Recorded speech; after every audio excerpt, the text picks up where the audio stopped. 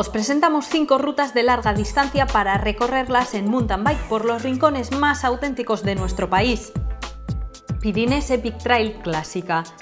Se trata de un itinerario de 235 kilómetros con 6.500 metros de desnivel acumulado a través de algunos de los puntos más emblemáticos de las comarcas de la Ribagorza Oriental, el Sobrarbe y la Alta Ribagorza. B6000. Esta ruta nos llevará por las comarcas del Ripollès y la Alta Garrotxa, cruzando en algún momento a territorio francés, en una de las zonas más salvajes de los Pirineos orientales.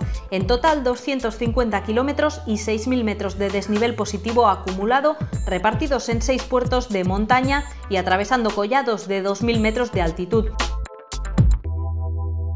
Pedales de Fuego es la ruta en bicicleta de montaña por el perímetro del Parque Nacional de Aigüestortes y Estany de Sant Maurici. Se trata de una ruta por etapas de unos 220 kilómetros y 5.600 metros de desnivel positivo. El 70% del recorrido transcurre por pistas forestales y caminos no asfaltados.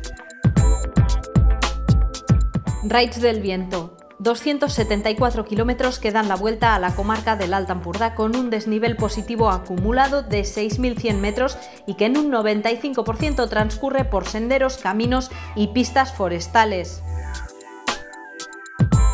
Pedales de Occitania, un recorrido en bicicleta de montaña por Occitania, una ruta que podrás hacer adaptándola a tu nivel, desde la versión más suave en 6 etapas y en compañía de un guía, hasta el reto de hacerlo en 3 días por tu cuenta. Recorreremos Aran y Comminges a lo largo de 227 kilómetros con un desnivel de 6.000 metros positivos acumulados.